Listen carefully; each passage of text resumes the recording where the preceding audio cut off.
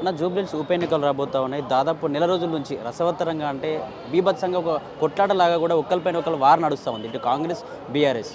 ఏం చెప్తారు? నిజంగా చాలామంది కూడా నవీన్ యాదవ్ వైపే ఉంటున్నాం అని చెప్పి కొందరు మాట్లాడుతున్నారు. కొందరు ప్రజలేమో కేసీఆర్ను చూసి కేసీఆర్ ఇప్పుడు 200 రోజులు ఖచ్చితంగా బీఆర్ఎస్ అధికారంలో ఉంటుందని కొందరు మాట్లాడుతున్నారు. మరి మీరే పార్టీ వైపు అసలు ఏం జరగబోతుంది అంటారు? అన్న మేము తెలంగాణ రాష్ట్ర గొర్రెకాపల సంఘం స్టేట్ ప్రెసిడెంట్. నా పేరు కొమ్ము అశోక్ యాదవ్. 100% ఇక్కడ నవీన్ అన్న యాదవ్ కాంగ్రెస్ పార్టీ నుంచి గెలవబోతున్నాడు. ఇప్పుడు బీఆర్ఎస్ పార్టీ ఉంది, కరెక్ట్ 50-50 అని చాలామంది అంటుండ్రు. అనే నాయకులంతా బయట నుంచి వచ్చిన వాళ్ళే అంటారు. లోకల్ ఉన్న ఒక ఓటర్ అన్న కూడా అట్లా అనడు.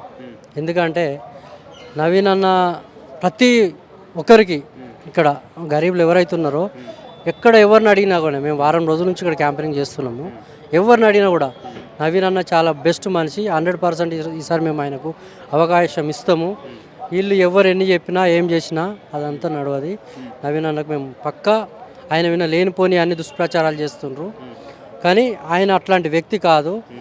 ఇప్పుడు ప్రతిపక్ష నాయకుల బాధ ఏంటంటే ఇక్కడ నవీన్ యాదవ్ అన్న గెలిస్తే నెక్స్ట్ ఇక్కడ మళ్ళీ వీఆర్ఎస్కి కానీ బీజేపీకి కానీ ఛాన్స్ ఉండదు.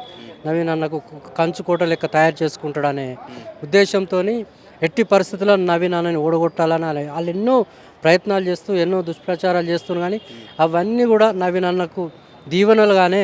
నవీన్ యాదవ్ కోటేయాలంటే జూబ్లీహిల్స్ ప్రజలు భయపడతా ఉన్నారు. ఎందుకంటే నవీన్ యాదవ్ మళ్ళీ గెలిస్తే ఇప్పటికే రౌడీజం ఉంది, జైల్లో ఉన్న రౌడీలంతా బయటకు వచ్చి వసూల దందా ఏర్పడుతుంది జూబ్లీహిల్స్ అని చెప్పేసి కూడా కేటీఆర్ మాట్లాడుతున్నాడు. ఏం చెప్తారు? అదంతా ఉత్త ఫేక్ మాటలు అన్న. ఇక్కడ మేము చూస్తున్నాం కదన్న, ఏ షాప్కి వెళ్ళాను లోకల్ ఉన్న ప్రతి ఒక్క ఓటర్లనే అడుగుతున్నాం. మేము బయట వాళ్ళని అడుగుతలేము, ఎక్కడి నుంచో వచ్చిన వాళ్ళని అడుగుతున్నాం. ఓటర్లను ఆడి చూసుకుందాం మనం. ఇవాళ రేపు గెలుపు ఓటమికి కావాల్సిన ఓటర్. ఆ ఓటర్లే చెప్తుండ్రు, ఇక్కడ ఉన్న నాయకులే చెప్తుండ్రు, లీడర్లు చెప్తుండ్రు. ప్రతి ఒక్క ఎవరో బయట నుంచి వచ్చి ఇవన్నీ చేయడం వల్ల ఇప్పుడు కేటీఆర్ గారు చెప్తుండ్రు కదా, ఆయన లీడర్ అది మన షీటర్ అది దాన్ని. ఇప్పుడు ఇంతకుముందు ఆయన చేసినవి లేవా? ఆయన కూడా చేసిండు, ఎన్నో చేసిండు, కానీ నవీన్ అన్న అట్లా ఎక్కడ చేయలేదు, ఎక్కడ కూడా చేయలేదు. ఆయన ఉట్టి మాటల మీద చూపుతుండు, చేతల మీద చూపడానికి కూడా వీళ్ళు రెడీగా ఉన్నారు.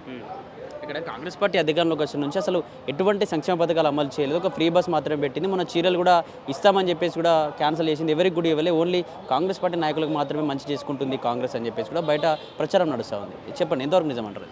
అట్లా లేదన్న. కాంగ్రెస్ పార్టీ అనేది సంక్షేమ పథకం ఏదైనా కూడా ప్రతి ఇంటికి అందుతుంది. ఎందుకంటే ఇప్పుడు ఇంట్లో కరెంటు గ్యాస్ చూసుకుందాం, కరెంటు బిల్లు ఉంది, కరెంటు బిల్లు ఇప్పుడు ప్రతి ఇంట్లో మాఫీ జరుగుతుంది. ఇక మహిళల ఫ్రీ బస్సు చూస్తున్నారు, ప్రతి ఇంట్లో నడుస్తుంది. సన్న బియ్యం వస్తున్నాయి. కాకపోతే సంక్షేమ పథకాలు అన్నీ ఒక్కసారి కావాలంటే ఏ ప్రభుత్వం కూడా చెయ్యదు. 1 by 1 చేసుకుంటూ వస్తుంది, కొంచెం టైం పడుతుంది.